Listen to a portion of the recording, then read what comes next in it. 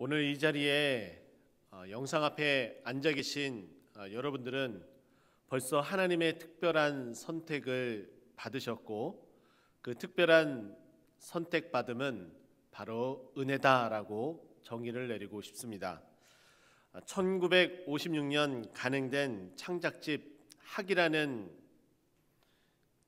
이 창작집 안에서는 특별한 한 소설이 수록되어졌습니다. 이 소설은 후에 너무나 유명해서 드라마와 영화로도 제작되어지고 또 많은 사람들에게 사랑받게 됩니다. 이 소설은 그 유명한 소나기입니다. 소나기의 내용을 여러분들은 너무나 잘 아실 테죠. 소년과 소녀의 애틋한 사랑을 이 소나기의 작가인 황순원은 아주 재미있게, 그리고 때로는 가까이에서 때로는 멀리서 이들의 감정을 하나하나 써내려 가고 있습니다. 이렇게 써내려가는 방법을 국어에서는 이것을 3인칭 관찰자 시점이라고 합니다. 성경도 이와 같은 기법으로 우리가 살펴보게 되면 상상하며 보아야 되고, 그리고 이렇게 상상하며 볼 때 현장감 있고 생생하며 그리고 입체감 있게 읽을 수가 있습니다.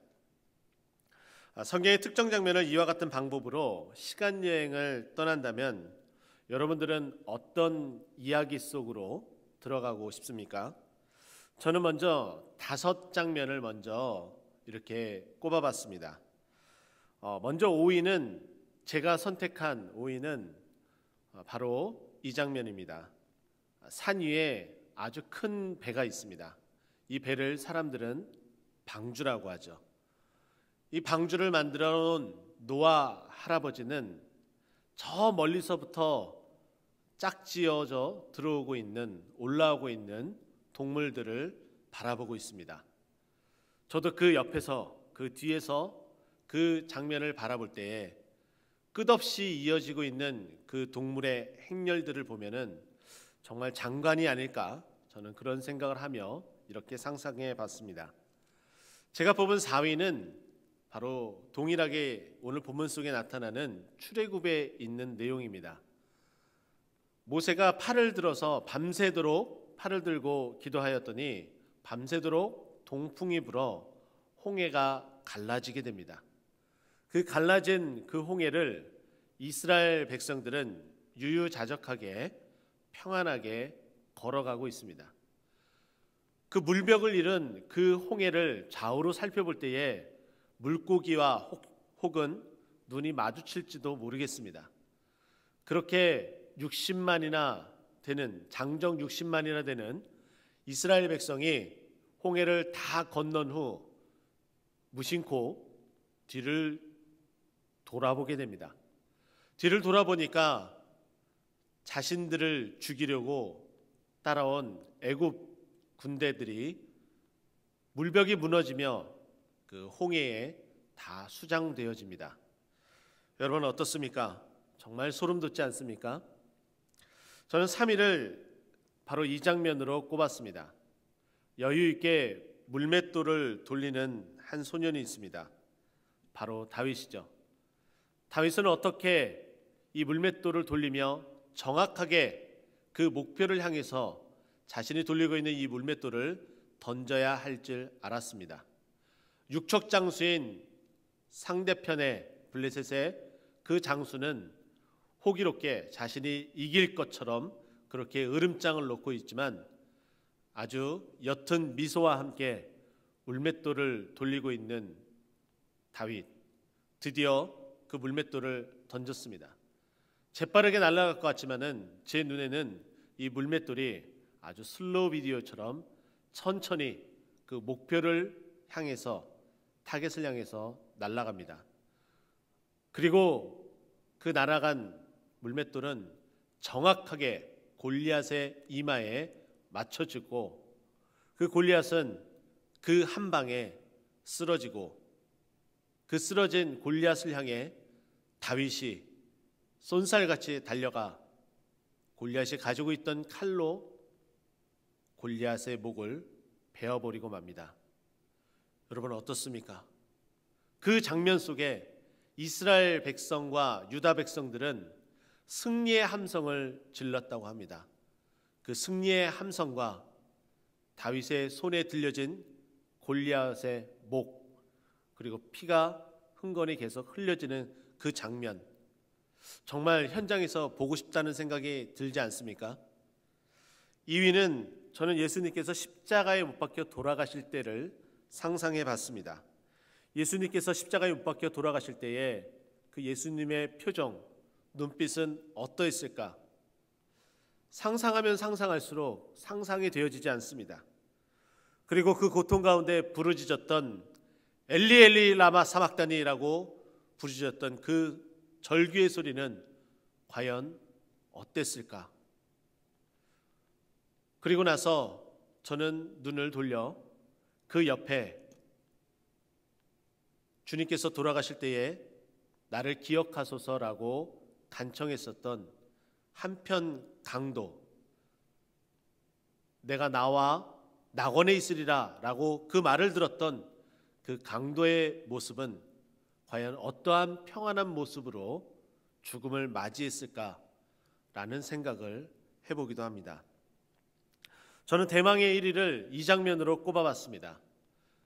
우리의 신앙은 부활신앙이라고 하기 때문에 저는 그 부활에 초점을 맞췄습니다. 예수님께서 부활하시고 많은 백성들에게 보이셨습니다. 제가 정말 보고 싶었던 장면은 이제 제자들에게 마지막 당부를 다 하고 예수님이 구름 타고 하늘로 올라가시는 장면입니다. 너무나 당황한 나머지 예수님의 제자들은 그 장면을 멍하니 쳐다보고만 있었습니다. 그때 흰옷 입은 두 천사는 예수님 곁에 서서 그 멍하니 쳐다보고 있는 제자들을 바라보며 너희가 보고 있는 이 들려진 예수님은 들려진 올라가신 그 모습 그대로 다시 재림할 거다라고 말씀을 하고 있습니다. 저는 그 장면을 보게 되면은 더욱더 예수님의 재림을 더 갈망하고 소망하며 그 은혜를 붙잡고 살아가지 않을까라는 상상을 해봅니다. 여러분, 저와 같이 제가 말씀드린 제가 순위를 매긴 이 5가지 이 순위를 상상해 보니까 어떻습니까? 성경이 입체적으로 다가오기 시작을 하고 그리고 여러분 나름대로 꼽은 그 성경의 스토리를 상상해 본다면은 정말 현장감이 있지 않겠습니까?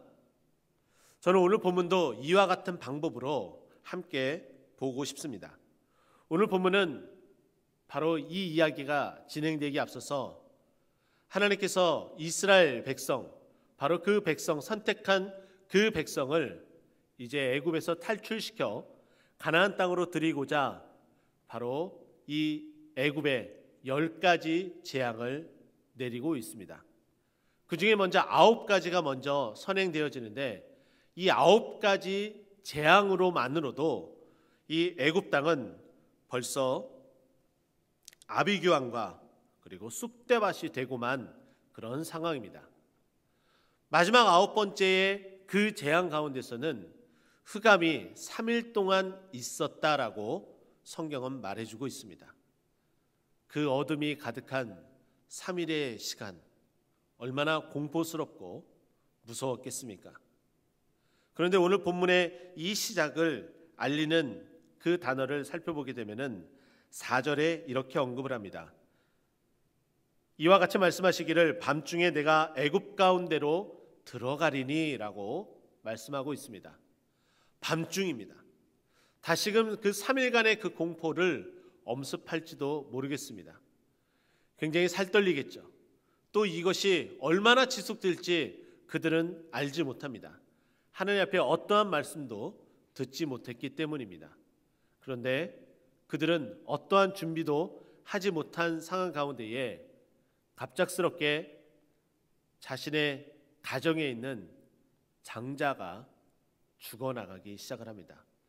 가장 먼저 바로의 장자가 그 죽음을 맞이했을 때에 울리는 곡소리, 그리고 각 가정마다, 애굽의 그 가정마다 울려 퍼지고 있는 장자의 그 곡소리, 혹은 안 돼! 라고 절규하는 소리와 어떠한 목소리도 내지 못하고 그저 입을 틀어막는 그들의 모습, 그리고 때로는 단 한마디로 악! 소리를 지르고 있는 그들의 그 곡소리, 그 소리가 얼마나 컸던지 오늘 본문 말씀 6절은 우리에게 이렇게 증거를 하고 있습니다. 애굽 온 땅에 전무후무한 큰 부르짖음이 있으리니, 제가 말씀드린 그와 같은 그 목소리와 그 모습들이 너무나 컸다라고 이야기를 하고 있고, 근데 그와 같은 모습은 이전에 애굽에는 없었던 모습이고 이후에도 이러한 같은 모습이 없었다라고 할 만큼 재앙 가운데 큰 재앙이 지금 10번째 재앙으로 다가왔습니다. 얼마나 무서웠겠습니까? 그 소리를 애굽 백성만 듣는 것이 아니라 지금 같은 곳에서 있는 이스라엘 백성, 조금은 떨어질지도 모르죠. 지금 이스라엘 백성이 고센 땅에 살고 있기 때문에 그 소리가 울려 퍼지는 그 소리를 이스라엘 백성도 듣고 있습니다. 그런데 이스라엘 백성은 어떠한지 7절에 우리에게 이렇게 증거를 해주고 있습니다. 그러나 이스라엘 자손에게는 사람에게나 짐승에게나 개 한 마리도 그 혀를 움직이지 아니하리니, 먼저 이렇게 소개를 하고 있습니다. 이 말씀을 저는 계속해서 살펴보면서 이게 무슨 뜻인지 도무지 이해가 안 갔습니다. 그래서 씨름하고 또 씨름을 했습니다. 그래서 이 말씀을 정확하게 해석하는 방법을 나름대로 제가 착안을 해서 여러분들에게 소개해 드리고 싶습니다. 저는 괄호 2개면은 이 부분이 정확하게 해석되어질 수 있다고 여겨지는데, 첫 번째 괄호를 저는 뒤쪽에서 먼저 찾는다면은 개 한 마리도 그 혀를 움직이지 아니하리니, 먼저 이곳에 괄호를 쳐야 되고요. 그리고 그보다 앞부분에 있는 사람에게나 짐승에게나 이 부분에 또 괄호를 쳐야 됩니다. 먼저 뒤에 있는 이 괄호를 먼저 해석하자면은 이렇습니다. 개 한 마리도 그 혀를 움직이지 아니한다라는 것은 바로 이것이에요. 이 개라는 동물은 청각과 후각에 굉장히 민감한 동물입니다. 그래서 조금만 자기 귀에 어떠한 소리가 들려도 귀를 쫑긋 세우고 그 소리가 자신을 위협하거나 자기가 있는 곳에 조금이라도 위협이 된다고 치면은 으르렁 거리며 연신 소리를 내짓습니다. 그런데 지금 이스라엘 백성들에게는 개 한 마리도 그 혀를 움직이지 아니한다라는 것은 바로 지금 이스라엘 백성이 있는 그곳에는 개의 소리가 없다는 것은 반대로 지금 곡소리가 나고 있는 애굽의 그 슬픔 가운데서는 강아지도 이 개도 크게 짖고 있다라는 반증으로 우리에게 말해주고 있습니다. 그런데 이 개 한 마리도 그 혀를 움직이지 않는 어떠한 소리도 없이 평안한 가운데 있는 이 평안함이 누구에게 전해지고 있느냐? 사람에게나 짐승에게나 이것이 다 그렇게 평안함이 있다라고 이야기를 합니다. 장자가 죽을 때 사람만 죽은 것이 아니라 짐승의 초태생도 다 죽었다라고 말해주고 있기 때문입니다. 지금 이렇게 이스라엘 백성 가운데 있는 바로 이 짐승, 사람에게나 짐승에게나 해당되는 이 짐승과 이 사람들은 바로 앞부분에 있는 이스라엘 자손에 모두 다 포함이 되는데, 바로 이렇게 이스라엘 백성들에게는 평안함으로 그 어떠한 곡소리도 들리지 않았다라는 증거를 해주는 것이 바로 오늘 본문 말씀입니다. 왜 이렇게 평안하게 이스라엘 백성들은 이렇게 있었을까요? 오늘 본문은 그 이야기를 해주고 있습니다. 7절 후반부입니다. 여호와께서 애굽 사람과 이스라엘 사이를 구별하는 줄 너희가 알리라 하셨나니, 하나님께서 이와 같이 이스라엘 백성들에게는 평안함을 주신 것은 바로 하나님께서 구별하셨기 때문이다 라고 말씀합니다. 성경은 창세기부터 시작해서 이 출애굽기 11장까지 오면서 수많은 구별 그리고 하나님의 그 선택을 말해주고 있습니다. 저는 이것을 대략 이렇게 꼽아봤습니다. 죄악 가득한 가운데에 선택받아 방주를 만드는 노아, 하나님께서 그렇게 구별하셨습니다. 우상이 창궐한 가운데에 하나님께서 아브라함을 부르셨습니다. 이렇게 또한 구별하셨고 선택하셨습니다. 야곱의 12아들 중에 하나님은 이 야곱의 가족들을 구원하기 위해서 요셉을 선택하셨고, 그리고 장자가 아닌 넷째 아들임에도 불구하고 예수님이 탄생하는 유다에게는 왕의 호를 받을 수 있는 특별한 구별, 그 은혜를 선택해 주셨습니다. 그리고 요셉 때에는 애굽으로 이주하여서 그들만의 신앙을 지킬 수 있는 고센 땅이라는 곳으로 구별하셨고, 그리고 히브리 남자아이가 다 죽어나갈 때에 그 가운데서 모세는 구별되어져서 이스라엘 백성의 영도자가 되었습니다. 이렇게 성경은 수없이 하나님께서 선택하셔서 이스라엘 백성을 이끌어 가셨다라고 증거를 해주고 있습니다. 우리의 삶은 어떨까요? 여러분이 지금 이 새벽을 깨워서 이 자리에 앉아서, 그리고 영상 앞에 앉아서 예배를 드리고 있다면 바로 하나님의 특별한 구별, 선택함을, 바로 그 은혜를 받고 있다는 것을 여러분 기억했으면 좋겠습니다. 2020년 코로나 상황 가운데서도 그래도 하나님만을 바라보고 그 은혜 가운데 살아가는 것도 또한 하나님의 구별 선택이며 은혜이고, 그리고 앞으로 우리가 남은 여생을 살아갈 때에 하나님의 이 특별한 선택과 이 구별은 계속해서 이어질 겁니다. 왜냐하면 우리를 그렇게 사랑해 주셨기 때문입니다. 오늘 본문 속에 이스라엘 백성은 이렇게 평안한 가운데 있었는데, 이 평안할 수 있었던 그 이유를 12장에서는 이렇게 증거를 합니다. 흠없는 1년 된 수컷 어린 양을 잡아서 그 피를 집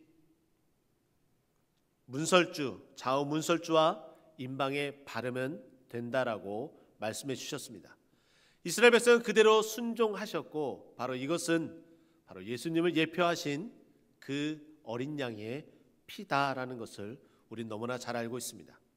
하나님은 우리를 선택하셔서 구원의 길로 이끌어 가시기 위해서 흠없는, 죄 없는 예수님을 이 땅에 보내주셨고, 그분의 십자가에 못 박히게 하셨고, 피를 흘리셨고, 그리고 그렇게 우리를 구원하셨습니다. 바로 이렇게 우리가 하나님의 구별, 선택받은 것입니다. 여러분, 이렇게 하나님의 선택을 받은 것이 은혜 아니겠습니까? 우리가 어제 말씀을 들으면서 가장 큰 은혜, 그 은혜 가운데 그 은혜, 그것은 바로 구원받음이다라는 메시지를 들은 바 있습니다. 바로 이렇게 하나님의 백성으로 선택받아서 이렇게 구원받은 백성이 되었다, 바로 이것이 은혜이며, 저는 이 스토리 가운데에 또 다른 그 선택받음을 말씀드리고 싶은데, 그것은 다른 단어로 표현하자면 기적이다라고 표현하고 싶습니다. 하나님은 하나님의 백성을 바로 이렇게 구원하기 위해서 하나님은 기적을 베푸신다는 거예요. 구별하기 위해서도 기적을 베푸시고, 그리고 하나님은 이스라엘 백성들에게 애굽에만 재앙이 내려지고 이스라엘 백성은 평안케 하는 그런 기적으로 하나님은 선택하셨고 그렇게 은혜를 내려주셨다는 거예요. 우리가 구원받은 백성으로 이 자리에 앉아 있다면 우리의 그 구원받은 백성으로 살아가는 그 모든 여정들은 바로 기적의 연속이다라고 말씀드리고 싶습니다. 이 기적의 연속된 이 모습을 통해서 우리는 코로나 이 상황도 지혜롭고 그리고 은혜롭게 넘어갈 것이고, 그리고 이 이후에 하나님이 부어주시는 은혜와 축복을 누리는 그 기적 가운데에 또 함께 할 겁니다. 이번 특별 새벽 기도회가 구원의 은혜, 그 선택받음을 마음껏 누리며, 또한 하나님께서 그와 같은 일로 이끌어 가기 위해서 기적을 베푸실 것인데 그 기적 베품의 그 은혜를 또한 마음껏 누리는 저와 여러분 되길 예수 그리스도 이름으로 축원드립니다. 기도하겠습니다.